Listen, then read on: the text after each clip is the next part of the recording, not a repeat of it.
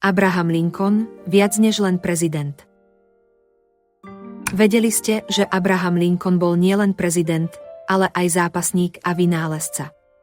Poďme sa pozrieť na niektoré menej známe fakty o tomto ikonickom mužovi.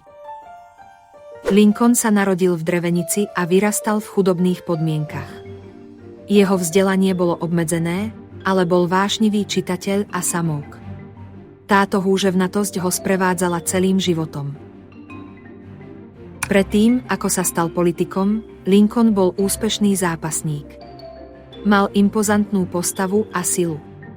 Neskôr sa stal právnikom a bol známy svojou poctivosťou a rečníckym talentom. Lincoln bol prezidentom počas americkej občianskej vojny.